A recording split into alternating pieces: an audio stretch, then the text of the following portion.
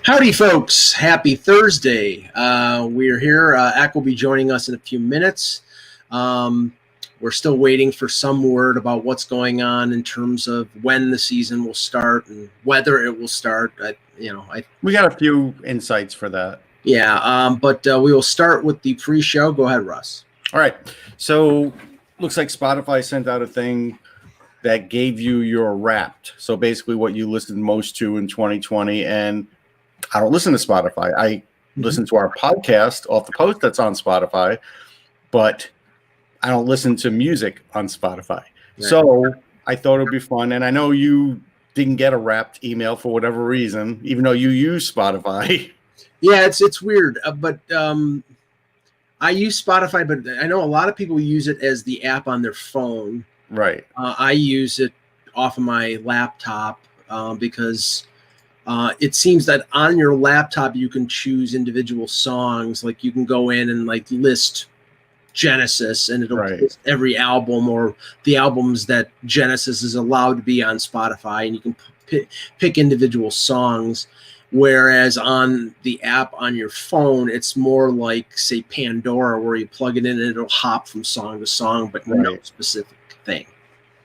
So anyhow, I basically, the way I listen is digitally, CD, all that. So anyhow, I'm going to give you mine. So for 2020 only, I'm going to give you albums. So my top two albums are, first one is Green Day, Father of All. That's the one that literally came out, I want to say, 2 weeks before the All-Star game.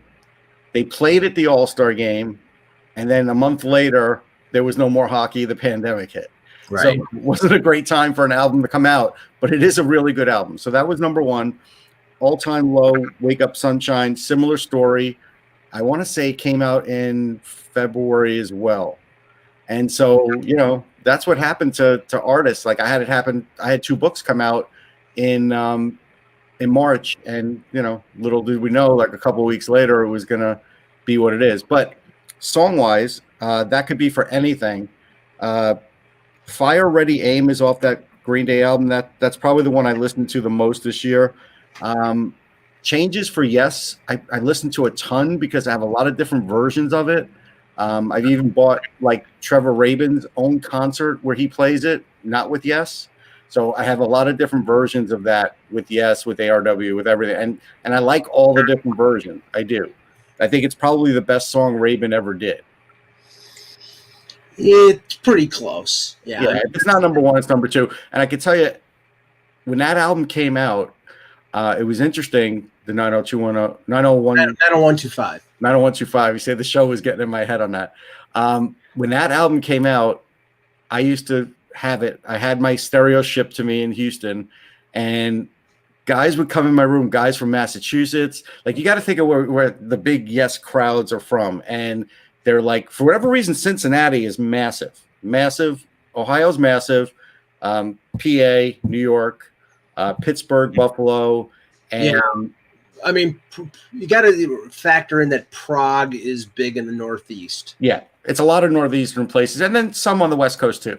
And so it was interesting because like a guy from Massachusetts would always come in and put that album on and blast it out the window, and he would always be playing Changes. Like that was his favorite song off the album.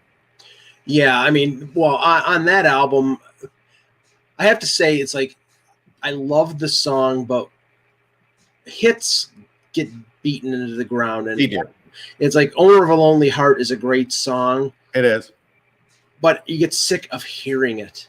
And well, that's why I have different versions of it, and different. Good for them for changing it over the years, so it's probably not boring for them too. Right. So my number three may or may not surprise you. It's a Genesis song, so that doesn't surprise you, but it was close. It's gonna be I Know What I Like. But it could be Keep It Dark because I had gotten this live bootleg from that tour and hadn't heard that song in so long.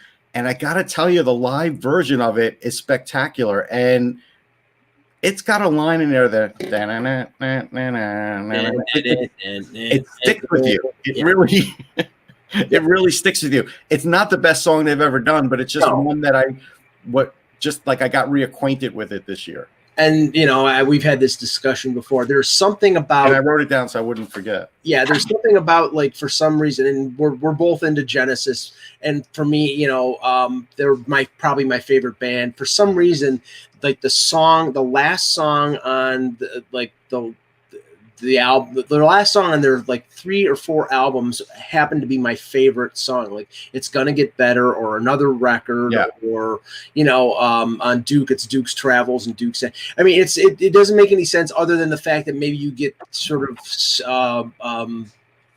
sympathetic, or it just pulls your heart, because I think that's what it does. It's the last song in the album, and it's like you're regretting that it's going to be the last song.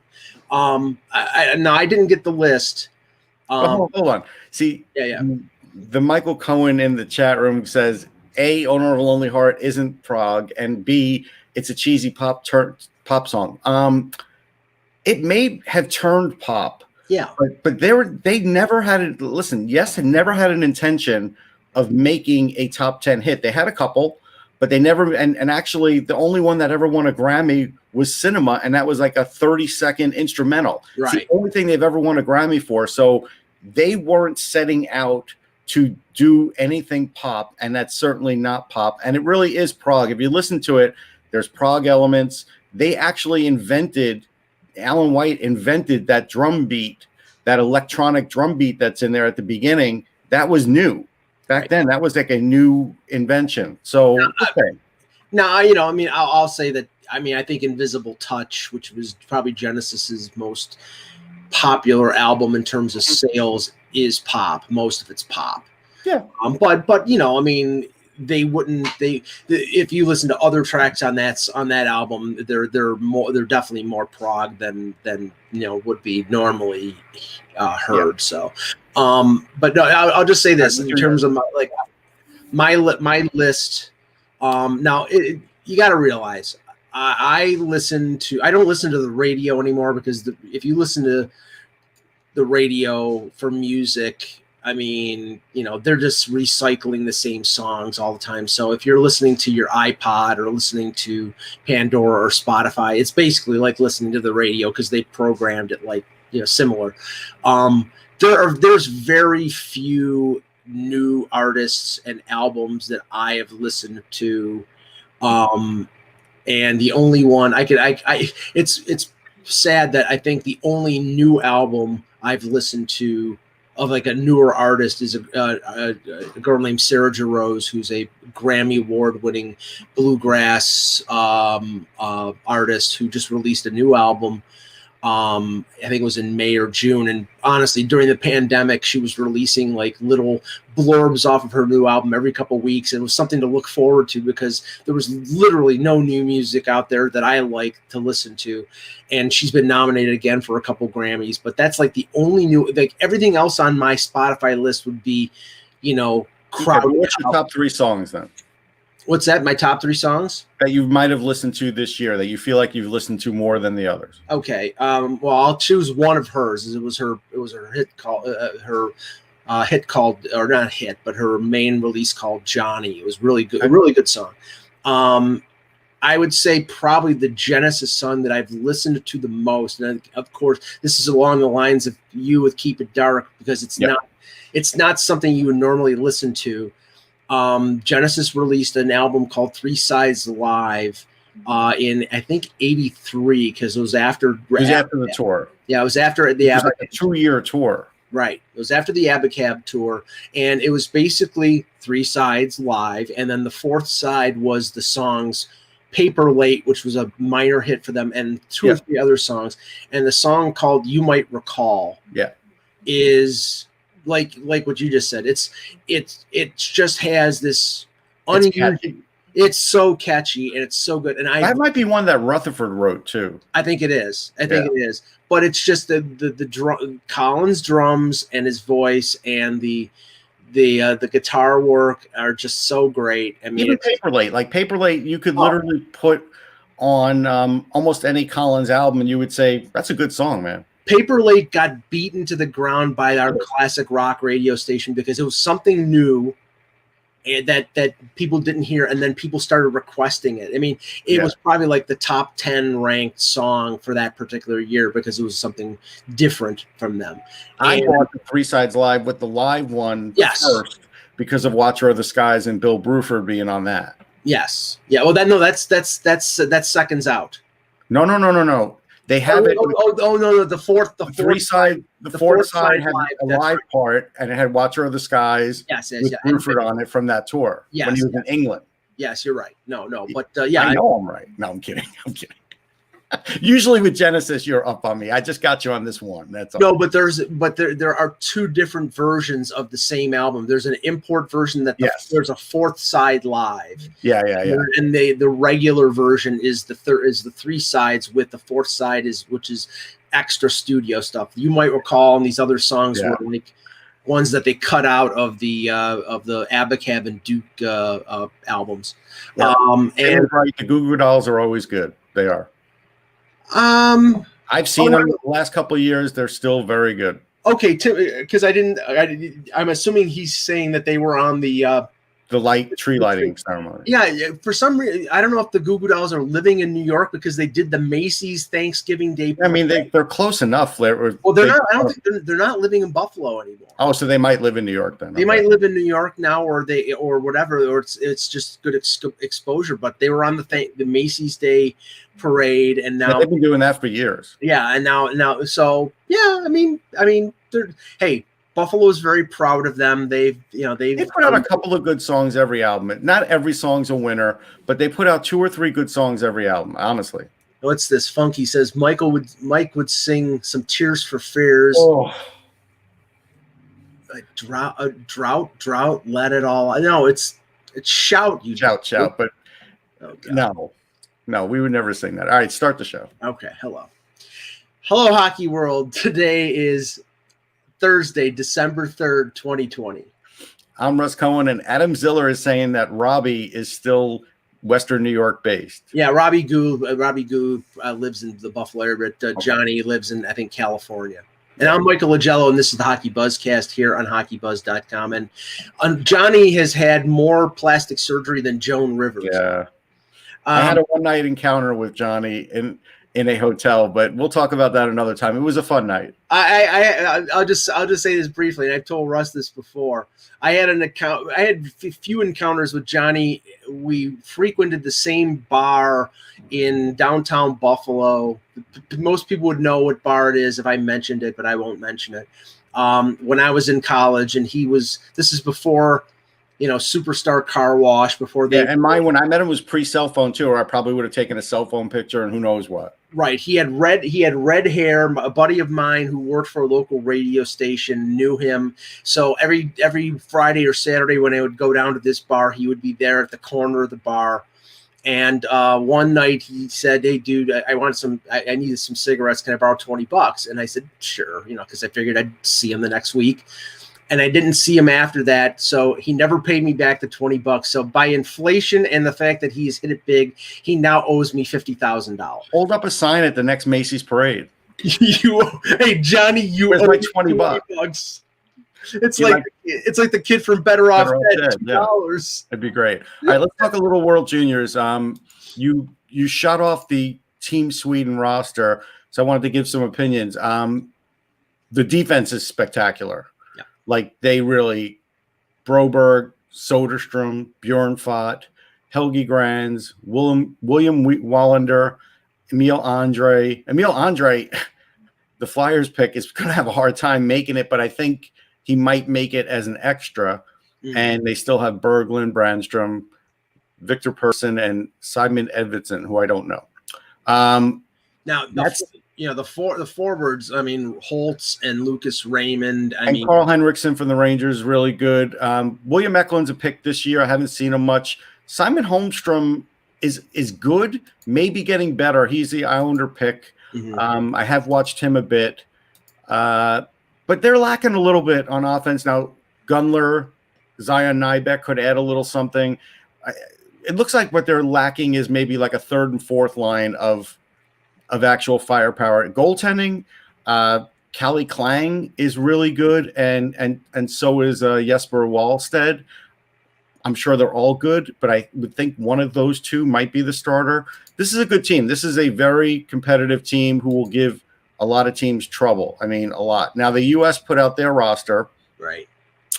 It's good. It's got the best goaltending overall with Spencer Knight, Dustin Wolf, and Drew Commesso. Commesso was the second-round pick this year from Chicago. I'd seen him quite a bit last year, and I think he's good. I don't know if he's a number one in the NHL in the future, but he'll make the NHL. Defenseman-wise, it's really a great mix. I mean, you got Cam York, Flyers. You got Alex Vlasic, who Chicago took, and he is a good puck mover and everything, but he is really good defensively. Henry Thrun, who I had seen play in college, very good shot, but also physical. Jake Sanderson can literally do it all. And Jake Sanderson may end up being the top power play guy in this, him or Faber. I don't know if they're going to give it to York. They may ask York to play a role. York talked to me about that when he was in camp, said he was ready for anything. So Cam McDonald is a 2021 guy. Like to see more of him. Jackson Lacombe is a really good pickup by Anaheim. They got him in the second round. He went to Shattuck. I really like him. I like his skating. He's been sort of growing into his body. You know, he's like 6'2", 187, but really good. Ryan Johnson, super smart. His dad played hockey. Sabres first-round pick. Yep, Sabres first-round pick, really good. Drew Hellison, very good puck mover. Decent offensively, but a good defensive game, a good sound defensive game, and that's a guy you can count on. And Faber can literally do almost anything you ask, but his zone entries and speed and puck, not puck possession, but the stick and puck control is really what stands out for him. Now, forward-wise, boy, they're loaded. But, you know, one of the top three forwards is probably Matt Banier, the 2021 kid. If you've watched any of these Michigan games, he's been fantastic. I saw him 3 times last year live when he was even a year younger and was starting to show a lot then. Boy, he's just so talented. He skates well, the vision, the shot. Beecher from Boston, that was a good pickup. And he was like a 30th overall, but he is he's fast, straight line fast, and he also is pretty physical with a good shot. Brett Berard was a hell of a pick by the Rangers. I started to notice him in the in the All-American Prospects game last year, where all of a sudden he was doing everything. I'd seen him before that, but it didn't impress me as much. And he sort of plays a Marchand kind of game, even though he's 5'9", right. But he could really hold his own. Now he gets a little bit of a break here because his coach is the coach of Providence too. So the coach for the team. So, but still, I think he would make it anyhow. Matt Boldy, we all love Matt Boldy. That was, Minnesota first-round pick. He looks bigger and stronger in his passing ability. Bordelot is a stud, skating and passing. Brink is a really good player. Brink will probably play first or second line, can seemingly play with anybody, and he's been looking good. Brendan Brasson is somebody, if you remember, I was really high on. Pat Brasson's kid. Right. And I had him as a first-rounder. Some people didn't. He went 29th. I had him ranked a little higher than that. And he really looks good with Michigan. I think he's got an excellent shot of making this team because he is smart and he can play a couple of different roles. Cole Caulfield, nothing to say about Cole Caulfield. We all know what he can do. Sam Colangelo is a big power forward. I think he's going to have a chance to make the team, but it really depends on how they're going to set up their 4 lines. If they're going to have a true 4th line, then I think he'll make it because he could really punish guys in the corner. Farinacci is a complete wild card here because I only started to find out about Farinacci when he was getting what's the word I'm thinking of? With Harvard, basically they were scouting him. When Harvard was scouting him, I was starting to hear about him, and then I interviewed him at the Combine, and he's smart, he's fast. He really started to show well last year in a lot of different college games, and also just overall, that's a guy. He's a 3rd-round pick, and that's a hell of a pick. So I think he has an outside chance. Kaliev has turned into a better player than I first initially probably gave him credit for. And he was on the team last year. He was. He'll make it. Yeah. He's got a tremendous shot, probably the best shot on the team other than Caulfield. So he's probably the 2nd best shot. You could argue it. But his skating has improved so much. And so that's a guy, Master Simone also showed really well in the Bean Pot, as well as Farinacci did. And he might be on the outside looking in. He's super talented, but again, there's only so many guys you're going to be able to take on this team. Patrick Moynihan is very good. I don't know if he's going to make it, though. I don't think he will. Nick Robinson's going to make it. We know about that. Jason. Well, let's talk about that. First of all, the roster for Sweden was 34, and they're going to cut to 25. So I'm assuming 25 is the limit for all these teams. The U.S. team, they selected 17 forwards, 9 defense. That's 26 with 3 goalies. That's 29. So they'll probably take 2 goalies, maybe 3. If they take all 3 goalies, then they're going to have to cut down to probably 15 forwards and 8 or 9 defense. So the odds of, because when Robertson's name was mentioned, the talk was that it was all his going to Edmonton to play for Team USA was contingent on when the NHL season would start. Right. Everything that's going on right now and talk of the NHL not starting on January 1, that increases the chances that Robertson is going to be allowed to go. So, because if training camp was starting in the middle of December and it was a January 1 start date, I think he would stay in camp because he stayed in Canada and stayed in Toronto to work at their facility to make the Leafs. He wants to make the Leafs this year. But if they're not going to start camp until Boxing Day, and the season doesn't start until the middle or late January, then they may let him go because it's almost like training camp. Why not let him go? It's the highest level of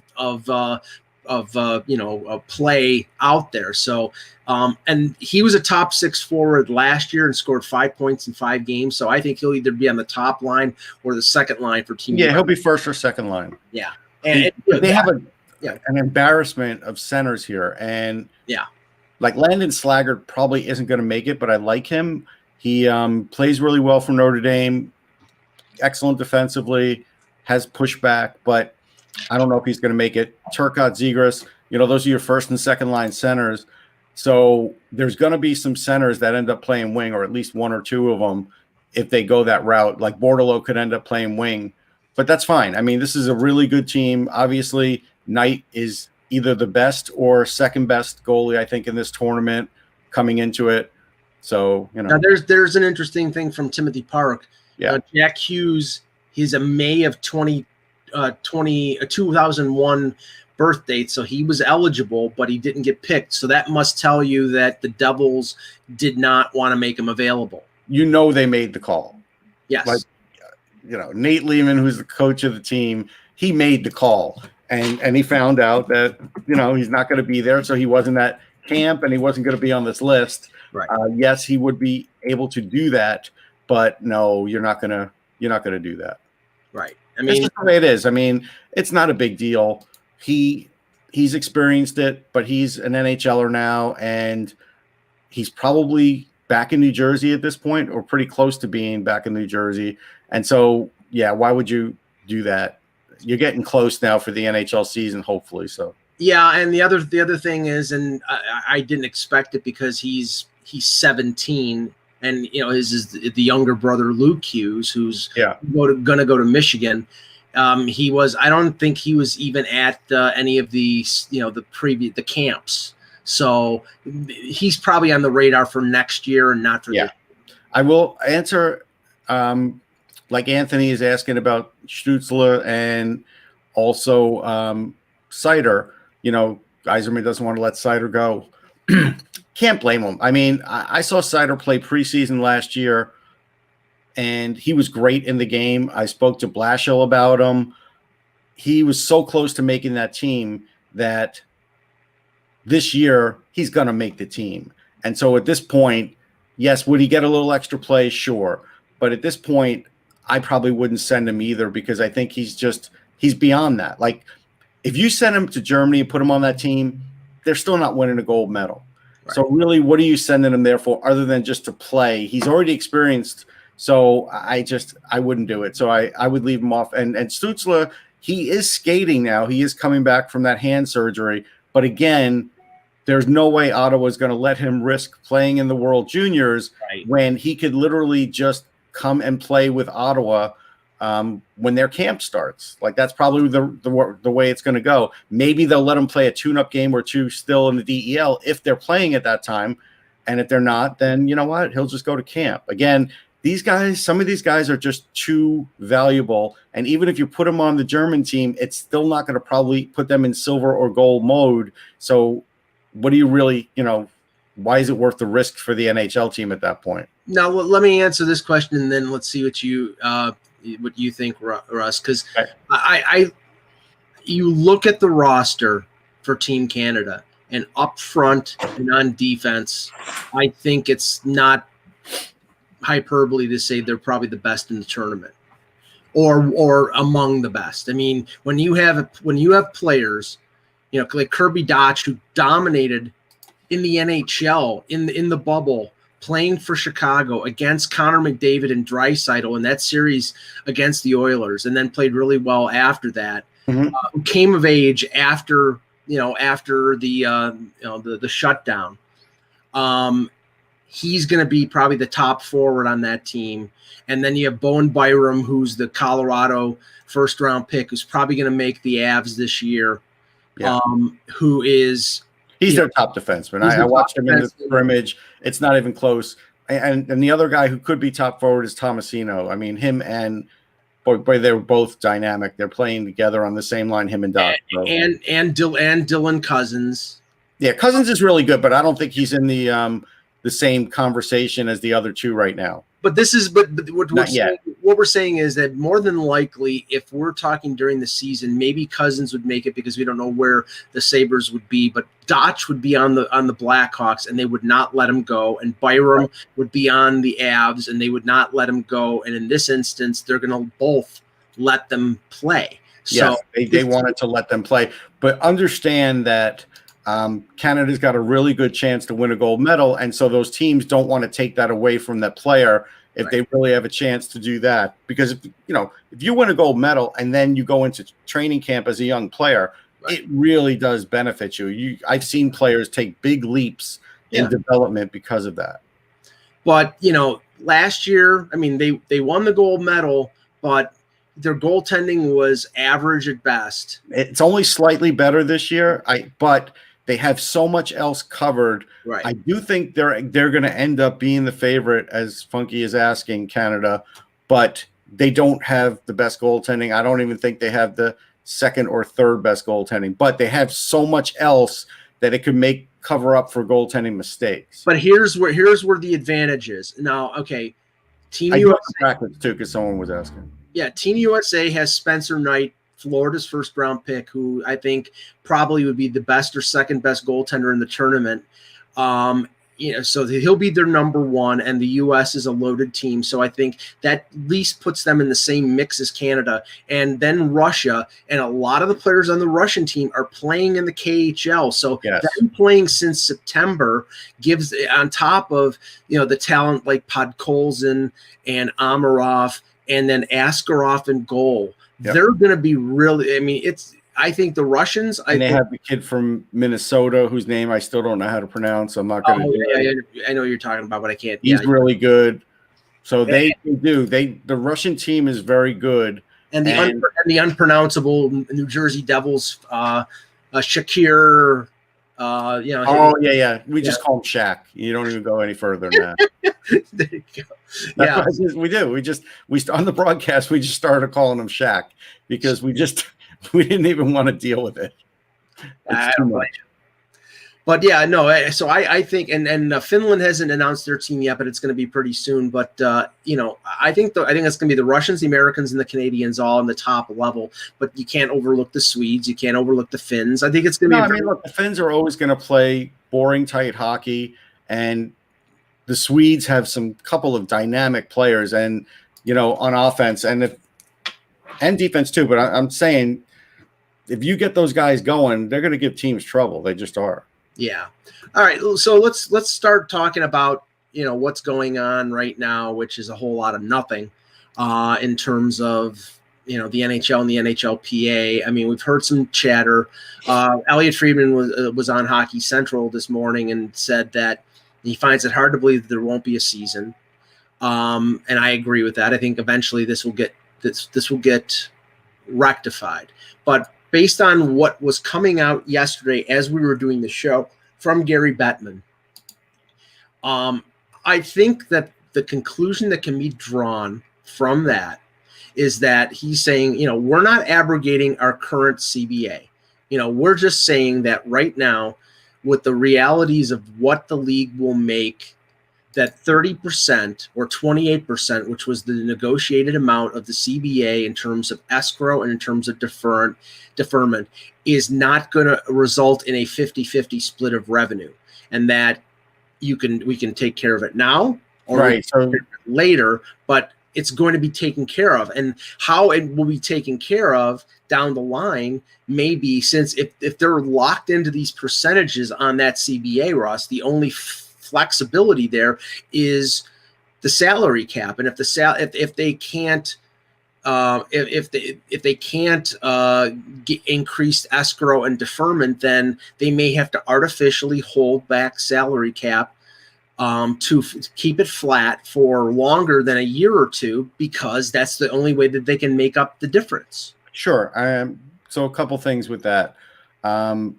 First one is I did get a text this morning from somebody who works for a team and in the front office, and basically that thought was January 15th would be the start date. Right. So, and I think that's realistic. I think that's totally reachable. I think that might be a shorter camp than we thought it would be, depending on how quick this negotiation goes. Yeah. And with the Christmas break, but whatever. If it's 1 week, 2 weeks, it is what it is. I mean, nothing could have been worse than that Ravens-Steelers game but from a execution standpoint. So if we see hockey that's even close to that, it's going to be better. Because hockey players are just better than football players as athletes, and so they're not as robotic. And so they are and they aren't, but they're robotic with cliche quotes, but they're not robotic as players. I just want to show that. But at any rate, I do think that Michael Cohen says Shaq is pretty first nature.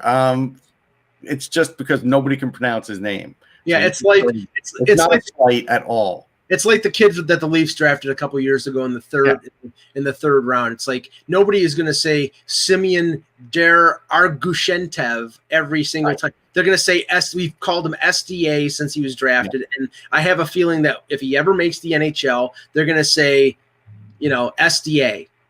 That there's no way Joe Bowen's going to say, well, Dar Argushentev, no way that he's going to say that. No. Now, I do want to add, since Randy is saying name dropping, Russ, I am interviewing Igor Larionov next week, so I'll have some things to report about Team Russia before the World Junior Tournament. So there you go. Anyhow, getting back to this, I think if I were a player, what I would tell them is, you know what? Let's just roll the dice on this, go into it, because who's to say advertising doesn't go beyond what the NHL thinks it will be this year and something else doesn't happen, and then all of a sudden they make their money back quicker. We didn't change anything on our deal, and we just say, yeah, you know what, we'll take the risk down the road and hope that the business model outsells or improves upon what they thought it would be. And so maybe by year 3, the cap does go back up because the money is paid back. I would say that to me would make more sense than trying to hold back more this year, because I would just, I would let it ride. I really would. I don't know how you feel about it, but that's what I would do. Well, I mean, I think from the player's perspective that it would make more sense to retain more this year, because everybody, look at the way when we talked to Kevin about this, if they change the percentages down the line, players have already calculated like how much money they'd be making in years 2, 3, 4, etc. on deals based on what the CBA was. And if you change that, then you're messing with the percentages of what you would get. Right. As everybody is backloaded these contracts, and everybody expected that this year was going to be a disaster. So for example, Sergachev, The 3-year deal on Sergachev, 2.4, 4.8, 7.2. That's the amount of money for the 3 years. The overall AAV is 4.8. So if they retain 20% more of his salary this year, and he's making 50-50, then instead of making 1.5, he's making 1.2. Big deal. I'd rather have the higher percentages of what I'm going to make in years 2 and 3. If that's where you're going here, I do it immediately, because this year is not a lost year, but it's a year where everybody was going to be feeling some pain, and you may as well, if you're going to feel some pain, you may as well feel a little more pain now and get rid of it for later on. I would just leave it the way it is and not give in at all, and have the NHL have to say, okay, well, since they said publicly they're not looking to change anything, let it ride, and we'll see. I mean, it'll be interesting. I am not a U.S. spy. As they're saying in the chat room, I'm not Mo Berg just because I'm Jewish, and I'm not a catcher, and I've never caught in an official baseball game of any kind. Softball, sure, a couple times when I didn't want to. But by the way, that was a really good movie. I haven't seen that. I haven't seen it yet, because that was Paul Rudd is Paul Rudd is Mo Berg. Yeah. Now, did he pull off being a baseball player? There were very few scenes, but I mean, it looked okay. That's one thing, because he is kind of an awkward kind of guy in a way, but it's hard to pull off baseball when you're not an athlete. Gary Cooper is probably the best example. He batted the wrong way prior to the Yankees, and they flipped. They did a reverse negative, which back then was a big deal, because I'll say this: why in the hell did they not do that for Ray Liotta in Field of Dreams?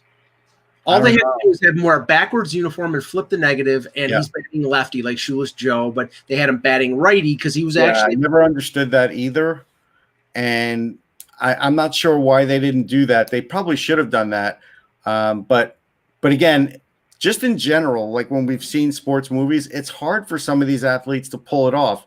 Like, best example is John Goodman. Clearly not an athlete. He had to lose weight to play Babe Ruth. That is a true story. And he hurt his shoulder filming. Yeah, he's lost a lot of weight recently, because I think he had the stomach staple surgery, and I think for his overall health. So he's like 100 pounds less than he was back in the day. But he was a big dude, but he was doing Roseanne. And he had to lose weight to play the Babe. So that's how big he was. And he hurt his shoulder from the swinging of the bat. And so clearly that was just something that, wasn't in him. We never knew. I never heard about Robert Redford, what kind of athlete he was, but he pulled it off. He was I don't know about him, how much of an athlete, but I know that he was a big baseball fan, and he modeled his swing after Ted Williams. Ted Williams was the guy that he idolized. So, and he did have a good swing, and Costner had was a ball player. Let's talk about Kevin Costner. My big pet peeve with Kevin Costner, and I'll be interested to hear what the chat room has to say. Kevin Costner's big thing is he always comes on shows and says, I was throwing like 85 miles an hour for that movie. And what was he, like 40 something at the time? There is no way Kevin Costner was throwing 85 miles an hour at 40 years old.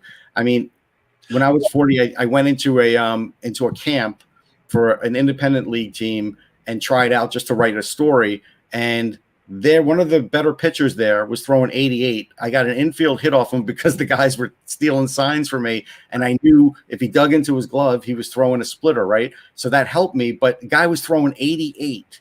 And so Kevin Costner throwing 85 at 40, no, that's a Hollywood lie. Well, no, okay. I heard him interviewed on Bill Simmons' podcast, and he went into depth about that. What he said was early on, he was throwing in the 80s. His arm after throwing repeatedly over and over was so bad that he had to have the Yankees trainer work on his arm and basically give him a shot of something, because he was throwing every day because of the film schedule. Sure, no, I get that, but Eck will. Sorry. So let's get your opinion on this quick, Eck. We'll finish out this little thing we were talking about. Yep. Kevin Costner, to me, the biggest lie he ever told was when he said, like, at the age of 40, he's throwing 80 miles an hour for the love of the game. And I'm telling you, it's total BS because I faced guys that were throwing 88 and they were like 25, 28 years old. There's no way him at 40-something years old was throwing that. Yeah, no, I mean, that's absurd. And he just says it. People always think they can throw a lot faster than they can. Know.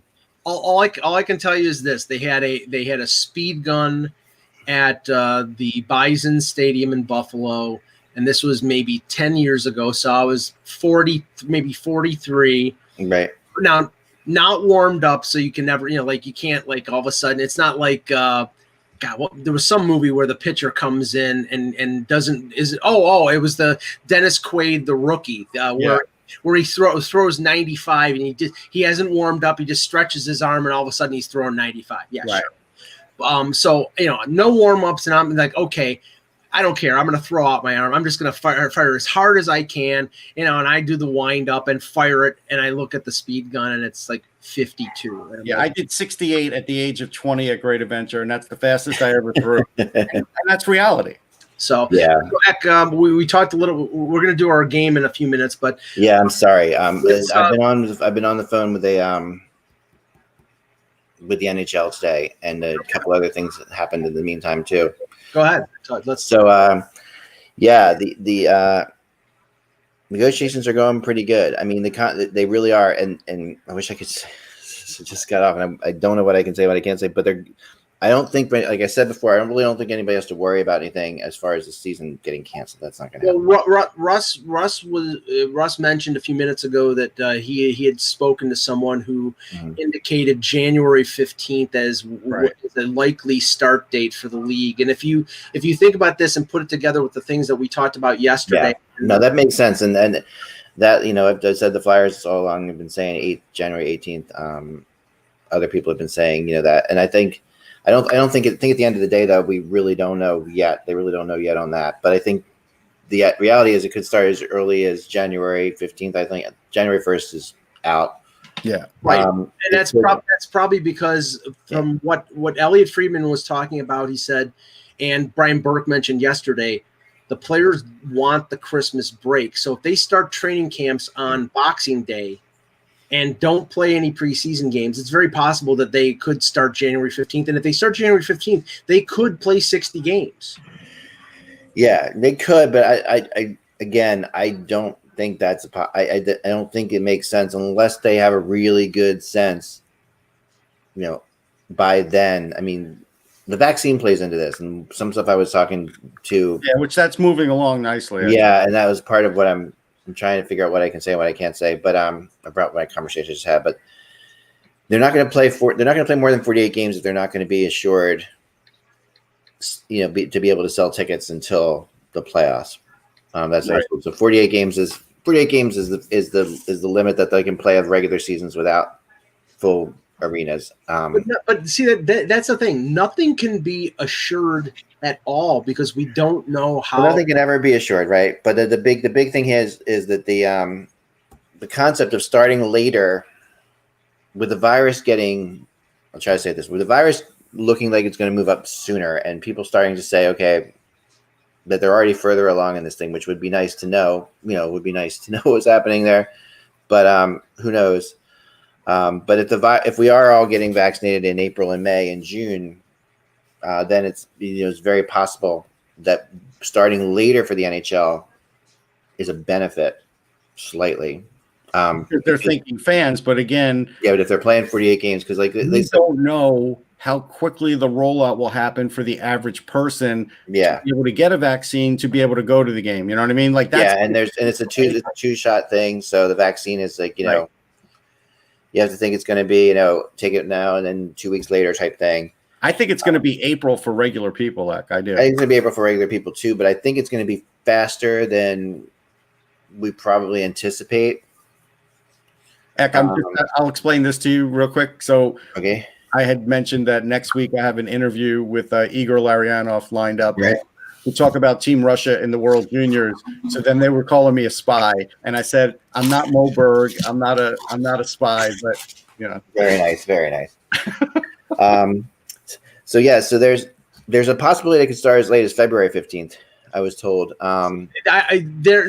okay, I'm sure you were told that. I've heard February 1st and February 15th. If it gets to that point, I think the chatter of them canceling the season becomes a reality, because the cancel season thing won't happen. Yeah, I mean, in any situation, they would play a 20-game season before they cancel the season. They're just not. February 1st and February 15th is an absolute friggin' joke, because if you're going to start with no fans, then there's no reason to start that late. Right. No, I know. Well, there is in some cases with arenas and stuff like that. Some arenas just can't start before the middle of January. That's the reality. There's some, so that means January 1st is gone for many reasons, and that doesn't, that's why, at the end of the day, that January 1st date is just pointless. They lose about, it depends on the team, okay, but the middle of the average. What I was told, let me look at my notes right here. I was told that they lose on the average of some teams lose 2.2. Some teams lose $1 million a game that they're hosting at home. Okay. So when you're hosting a game at home, so if you're hosting 24 games, that's 24 million that each team is losing. If you're losing the least amount, so it could be as much as 50 million if you're losing the most. So now something that a listener and a watcher of the show let me know from what we were talking about yesterday, which changes a few things. San Jose is in Santa Clara County, so they are. That will be a issue for the Sharks. Well, you remember that the first issue that we had of anything last year when this happened was the Sharks. If you remember the Sharks, that they was announced they weren't going to be able to play any games in San Jose. That was before even the NBA canceled. Right. I think that was happening. So. Yeah, Santa Clara County is definitely an issue. Now, the 49ers had to move out for two games, and I think that they don't play at home for the next 2 weeks. So I don't know how long that the ban on events like the contact sports in Santa Clara County. I don't know if it was till the end of December. I mean, if that's the case, then if it's January 15th, then it might be gone by then. But if it isn't, if it's extended into February. Yeah. The Sharks may have to start the season playing in LA and in Anaheim. I have the answer. And if the Sharks are listening, the answer is play at the Snoopy Arena. That's located in Santa Rosa, which is Sonoma County. So you could bypass it, and they've got the big Snoopy thing out front, and they could have the team picture in front of Snoopy. It would be fabulous. Charles used to play at this place. A lot of beer league games happen there. It's a cool place. The Cow Palace still exists too, Yeah, but I don't know if they would put ice on it now. Yeah. They do concerts there. They do concerts there, yeah. Well, they serve milk there because it's the Cow Palace. But again, the Cow Palace could be in Santa Clara. I know for a fact because I just looked it up that the Snoopy place, which I think is called the Redwood something. The Cow Palace, if I remember right, is in Oakland, isn't it? Is it in Oakland? I thought it was in San Fran. For some reason, I think it's in Oakland. Yeah, this is the Redwood Empire Ice Arena, Snoopy's home ice. Well, okay. I'll look it up. So anyway, there's a lot of things going around, and remember the idea here is, the players deferring. Although a lot's been made of it, it doesn't really sound like it's going to be a really big issue. Fair and Bettman talked yesterday. They're talking again today. I think that their players just realize that there's a reality to this. They are getting off pretty well by the fact that they're not, the NHL is not trying to renegotiate. And I was told yesterday again that I was told today again that yesterday's comments that Bettman made about not renegotiating and stuff like that was partially trying to get across the point that we're not going to make you prorate your salaries. That's not what we're doing. Right. Okay. Which is trying to say we're not out for blood. They're trying to make this as easy as possible. So Cow Palace is in Daly City, which borders San Fran, but it's San Mateo County, so they could play there. Yeah, that's south of San Fran. And I don't know whether it's hockey capable, but the brand new building that the Golden State Warriors play in is in San Francisco downtown in San Francisco County. And if there is a capability of ice on that, they could play there too. But it's not if it's not a dual capable building. And I can't imagine you would build a stadium like that without that. Right. I could see it because the last one was just basketball for them for Golden State. Yeah, it's possible. That one was in Oakland. So I think that the concept the NHL has is they're trying to. They're throwing all these different scenarios out there, but at the end of the day, if they start February 15th, that's late, like you said, Mike. That's late. They don't want to start them, but they could. They start January 15th. That's a little bit early, but they could.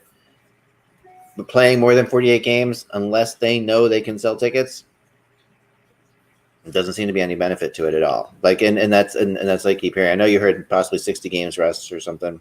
No, I didn't hear that. No, I said we just figured by the date that they could maybe play 60. I didn't hear games at all. I just heard date when they would start. Right.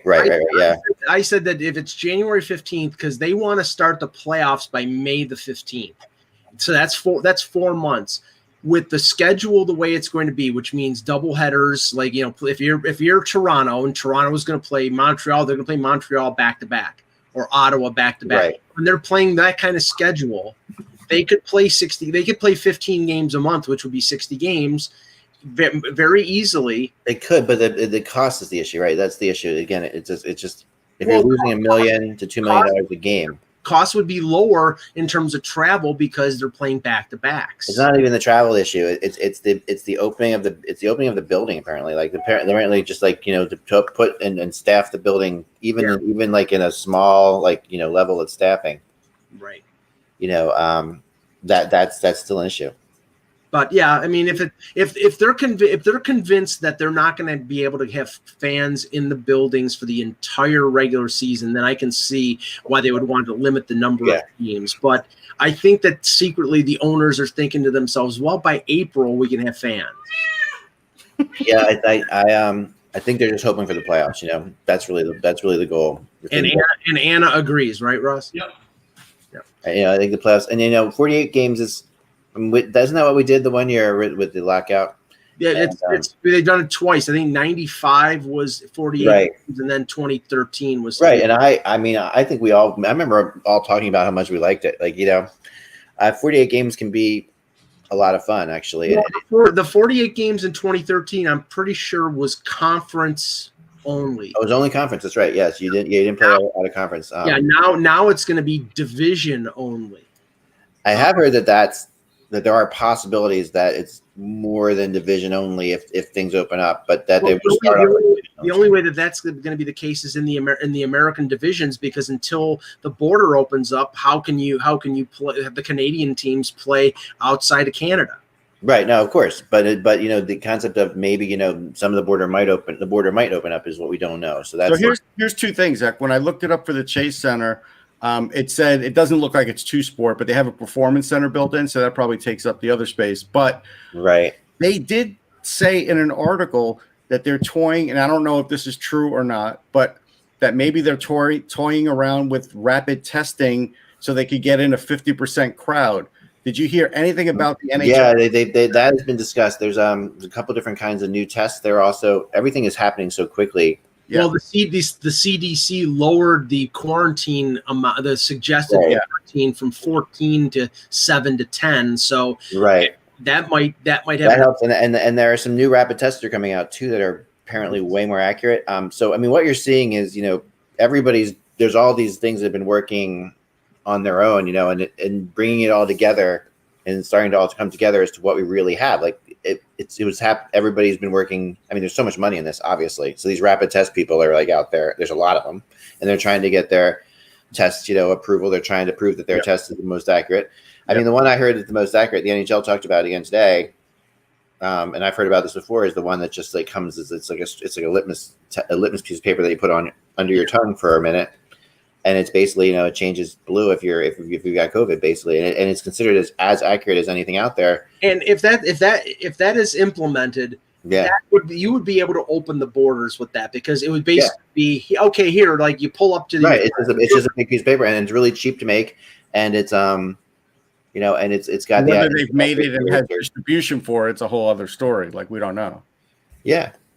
So I think this goes into.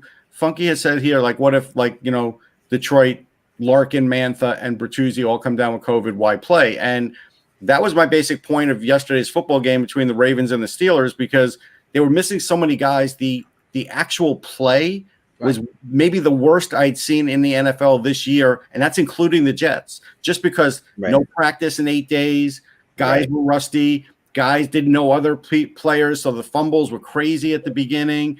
They had to change their complete play calling at times because they didn't trust a lot of these players. That would happen to the hockey product too.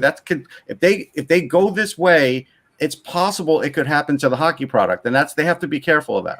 Now, although hockey, I think is the sport besides maybe obviously baseball is the one that's easiest to just jump in and play because. But I think hockey, besides, I mean, the way we see guys come in, like and the trade deadline and stuff like that, and play that night. It really is like they're while you have systems in hockey for sure, you don't have a whole lot of plays, you don't have a whole lot of things like that going on. Well, what came out yesterday because and a couple of people in the chat were talking about it, and I think it's a sign of things to come. The NBA opened up their training camps and they tested, I think it was over 500 players, and 48 players tested positive. So that's about a 10% amount. Right. Now, okay. Obviously, I think the NBA players are basically living a different lifestyle than most of the rank and file in the NHL. So, I think they're out there doing a lot more different things than hockey players are. But you have to expect that probably anywhere from 5 to 6% of the players going into training camp are going to test positive. That's just the reality. That's why expanded rosters are going to have to be, and they're going to have to do what the NFL did, which is, have them quarantine in place and have extra players. They're going to have to get the season done. Right, but I'll give you a nightmare scenario. The nightmare scenario would be the same thing that happened to the Broncos, and let's say your 3 goalies all test positive. Right. Now, all of a sudden, you may not be able to get another goalie, and you might have to use another David Ayres, but you might not have to use him for 1 game. You might have to use him for 3 or 4 or 5 games. I'm putting my number in, Russ. I got it. I'm ready to go. Come on, let's go. Well, I don't understand why more teams are not doing this. Like, for example, the Bills have 3 quarterbacks on their roster. Their 3rd string quarterback, the kid from Georgia, he practices and separately from the club, separately from the other quarterbacks, does everything by video. So, so he's sequestered from everybody else. So if, God forbid, Josh Allen and Barkley get tested positive or have to, are not available, Fromm is available to go in the game. Well, they might have to do that with the 3rd goalie then. Yeah. I also asked Russ about media in these games because, if we're having a situation where there's and they're trying to find a way to make that happen, believe it or not, which I was a little surprised at. That's awesome. Obviously, we wouldn't have any interaction with the players. No. In person to person, but they, if we had our own thing, wear masks and stuff like that. Mm-hmm. Well, I would assume it's going to be like in the bubble where the media, even the ones in the building, are going to be limited to Zoom calls for media. There'll be Zoom calls, but it won't be a quarantine situation. Right. No, but because honestly, you could, if there are no fans in the building, I know for a fact, like, for example, when the Blue Jays played in Buffalo, there were media members in the stadium, Salem Field in Buffalo, and the press box in Buffalo is relatively small because it's a minor league stadium. There were members of the media sitting in the stands. With like a table where they could, so they were in the open air, and you could do that in any hockey arena. Right. If there's not enough room in the press box, then let the reporters stands. They're going to be away from the players, and they'll be away to be able to social distance. I don't see why that they would not allow. I agree. I mean, I'll bring my own Swedish fish, no problem. Yeah, it's funny. No elevators. But I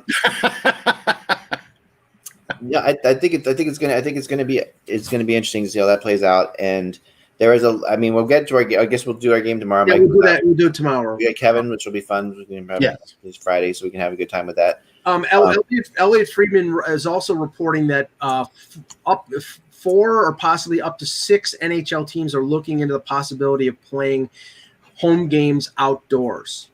I talked about this a long time ago. You did. I know this has been discussed. multiple outdoor games. It makes a ton of sense. But he did say the odds are against it. The odds aren't great, but at the same time, we're we need creative solutions. That's where we are right now. It's like that's the whole I thing. get having the conversation. I don't see how they're going to make it work. It's not that hard. It's because take it from Eck. They should have Eck on the they invite him in and he'll tell you how to set up a home rink. Yeah, well, how you can have like have foxes, have a whole ecosystem going underneath it right now. Like we have foxes, we have star-nosed moles that are being eaten by the foxes. The other day I saw a red-tailed hawk, swoop down and grab a star-nosed mole right off the crossbar. So it's it's crazy. I will tell you this though, Eck, a former Team USA goalie, a women's goalie, female goalie, she was getting the synthetic ice delivered. And it's great. I mean, it looked like the kind of floor that you put down in your garage, I have some of that in my yard where they have the edges that all fit together. It's exactly what it is. One day we should go out and I should just show you guys how it works. It's really easy. It's like it's not perfect. Obviously, it's not ice. You do have to sharpen your skates a hell of a lot more often. It wears your skates down pretty quickly. And then there's this it's almost like animal birthing agent lubricant that you throw on, they spray onto it that makes it really crazy slippery too. Russ, I would suggest that if you visit X rink, that that suit that police officers wear to let the dogs attack them and it doesn't hurt them. You wear that suit because now you went with a full yellow COVID suit actually, because it's like for me to get this rink up and running right now, it basically has a pond, basically turned into an pond, elevated pond in the backyard. It's like completely. I mean, I'm sure there's fish in there. As far as I know, I hope there are no fish, but there's definitely frogs in there. I've seen frogs. Yeah, that's what I'm saying. You might have tadpoles. Yeah, I definitely have tadpoles. So yeah, it's a whole thing in and of itself. And last night we had the first water ever here that some of our water froze in the area, so that was kind of interesting. Pierre LeBrun furthered Elliott's report, saying there's at least a half a dozen NHL teams looking to host multiple outdoor games this season. He said places like Pittsburgh, LA, Nashville, Carolina, Boston, and Dallas. And I'll tell you, I know Philly's in that list too. The reality is, don't do Penn State. We have these giant footballs. Traffic nightmare if they do Penn State. It will be horrible. Oh yeah, no. But Citizen Bank Park is sitting here. Yeah, you could do Citizens Bank. And what is happening in that stadium most of the time? Absolutely nothing. Nothing if the Phillies are playing. Yeah, no.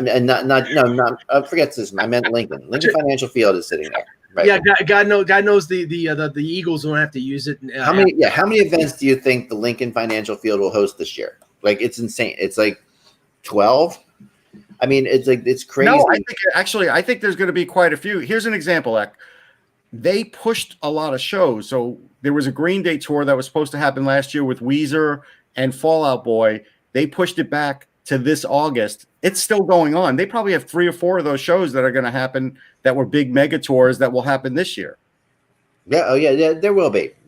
So I think you have to remember that there's some of those already on the books. But those are more going to be towards the spring, all spring and summer. I mean, I think that when you look at this, like in January, February, I mean, it's cold, but we have thanks to global warming, it's not that cold in certain areas, like where we are right now. It's not really impossible to. Right, I mean, I'll be lucky. I'll be incredibly lucky if I can freeze any ice. There's probably going to be a big Billy Joel show at Lincoln Financial. I know Springsteen's going back out, but it'll be interesting to see if the. I'll ignore that one. If we could, I don't think I'll be able to freeze the ice at all this year. I mean, and watching, if you're right, actually, our temperature is going to be way higher. Period where you can freeze the ice. That's about it. What was that? I was saying there might be a 2-week period where the weather's right where you could freeze ice. Yeah, this year the because of El Nino or whatever it is, there's a whole thing that that temperatures are going to be like 10 to 15 degrees warmer than normal. So I think where we are, it's mostly going to be in the 40s and 50s, and rain is death for that rink too. And we're gonna get a lot of rain. Right, 40s and 50s though is perfect for outdoor watching of hockey. Bada bing, yes, Genesis is touring, but Mike and I are not going to go see them. Okay, go. No, we're boycotting. Yeah, I wouldn't go unless Peter Gabriel was part of it. All right. So, yeah, I mean, there's a lot of it's interesting. We're having some things coming out today. I really get a sense. And here's the other good news, because there's people like, who was it? Bottoming in the chat room says he doesn't see hockey happening this year. Trust me, man, this is happening. There's no question. It's happening. They can't afford to not have hockey this year. It's just impossible. I mean, I've even heard that there was a rumor flying around a couple days ago that if the U.S. is terrible, that there would be a 7-team Canadian NHL this year, and only that, where you'd have like 7 Canadian teams. That's not going to happen. But I'm just saying that there are so many things that they can do before they cancel the season. They're not going to cancel the season, and we're going to have something. Whether hopefully it'll be what we want it to be. The real issues are not at the NHL. The real issues, as Russ has brought up before, the AHL and the ECHL, and all these other leagues that are, that's something I saw yesterday. I should mention it. There are teams now, AHL teams, sending their goalies to the ECHL, which is clearly going to start before the AHL. Yeah. Now, goalie positions. Remember, we always used to say there's a finite amount of goalie positions. Yeah. Now there's definitely a shortage of goalie spots. Oh yeah. It's because now if you have a starter in the AHL, like let's just say you're the Washington Capitals and you want to get Vanacek some time and you can't put him in the A, so now you're going to put him in the E. Well, now there's at least one goalie that can't play in the E, and then that guy's going to be out of a job until the NHL starts up. We will be carrying more goalies in the NHL too, though. Well, see, that's going to be a disadvantage for those 6 teams, because it was Jersey, the Rangers, Philadelphia, Toronto, a couple others that their ECHL teams are shut down for this year. So that is a big disadvantage. Big disadvantage. Yeah, it's a big problem. So yeah, there's plenty. I mean, there's plenty of options. We're going to be having hockey. What kind of hockey? Who knows? But we're going to be having hockey, and that's there's no question about that. The question is when we start. The question, and I do think the outdoor games are. I told you before there were other various plans. There was a plan involved that that they would buy more of these rinks. I wrote about it. Just think about it this way: the more money they make on, because they could probably have 25,000. That's what I was saying. It's like you can put, if you can get, you can only fill these big stadiums. We're seeing these football games or have like 15, 20,000 people in them. Right. That's the attendance of an NHL game. I mean, right. So you don't have to fill out the stadium fully. The cost will be much higher to run that game, though. Yes. It's $1 million a game. But right now, what did I just say? That it's ironic. That's what he says, $1 million a game. That for the ice machine or whatever they're going to use. Is that like something that was written in this article? Or is that previous? No, that's from previous. That's previous. Right. So that's taking into account. Remember, that's not scaling that. I will bet you anything though that the ticket prices on those games will be. That's just for the machine with the technology that the NHL puts in the city the week before to start building it. Right. But you'll see that this is completely and utterly possible. It's one of these, and it's not just possible. It's going to be preferable in a lot of ways. The players love it. The players like playing outside. They do. I think they like it when it's once a year, twice a year. They would rather play outside rest with fans than inside without them. I get that, but you're going to get players like, if you remember, Jágr took exactly one shift in the Winter Classic in Philly. Yeah. He got hit. He didn't like it. He went into the locker room. He never came back out again. Yeah, that's going to happen too. That's going to happen. You have that kind of stuff too, but there's not that many Jágrs out there. I think at the end of the day, in a lot of ways, you're right. I mean, there really are. I mean, there are not many people who can do that. Like Jágr can do that. Like Jágr. If other players did that, they wouldn't play again. That's like a different situation. But I know this for a fact. There are places, these big outdoor stadiums in cold places. Canadians are hardy. You guys are a hardy bunch up there. You'll go to some outdoor games. I'm sure the Leafs will have no problem putting people outside, Mike. Even if it was like 30 or whatever you want to call it, Celsius, 150 degrees below zero Celsius. I don't know what it is, but I don't know. But the province of Ontario might have a problem with it. Yeah, I think the province of Ontario is going to have a problem with it, and these Bay Street types are not going to go there. Come on. Yeah, no, it's a different group. But I think what the heck, moving around. That's why he's smiling. It'd be like asking Wall Street people to go out and go to an outdoor game. They're going to be I know. we'll wait for it to be inside. But there's so many cool Real places. nice- You could put some games in Central Park. You could do all kinds of things. Oh, they're Real not nice- doing Central Park. Trust me, they're not. No, New York's not going to do anything right now. But I Will know. my sushi have avocado in it? Right. Well, here's a good example. Like I didn't Oh, get those to idiots say this watching before. hockey without eating sushi. I didn't get to say this before, but New York is getting an initial 170,000 vaccines. Right. Well, Yeah. there's 6 million people at least, probably I know. maybe 8 million people in New York. So clearly, it's going to just certain people, right? So we're still not going to see any sports in New York except for Yeah. fanless sports, indoor or outdoor. And I know there were some reports in Canada that Canada was not going to be getting the vaccine right away, and that raised a crap fit. Let's just say. Because their testing is probably different. Their standards are probably different. That's the whole thing. I think what started the firestorm is when you see that England is already distributing. Well, England, you could say they may not have as much red tape as we do, but believe it or not, all the safeguards that we have are well worth it to have in place. Oh yeah, no, those safeguards. You don't want to do this wrong. It's okay to have regulations when it comes to your health, guys. Yes, it is. Regulation when it comes to your health. I mean, that's why people are freaking out saying they're not going to take the virus and all that stuff. That's ridiculous. But you remember in Russia, they basically said, "Hey, we've got it ready if you want to try it." Let's just say this: I don't want to take the vaccine and then end up being like one of the people that turn into apes at Planet of the Apes. Right, no question about it. People are worried about it. Anyway, that's on that note. We're going to. I appreciate it, guys. I'm so sorry for being late today. Crazy stuff going on here. But tomorrow we're going to be back. We'll be on time, hopefully, unless something breaks again. But hopefully we'll be fine. Can never quite be sure. But this time of year, if something breaks, I'm going to have to run. No, you got to take it. It's good information. Yeah, we need something to talk about. All right. Remember, without the buzz, folks, it is just hockey. We will talk to you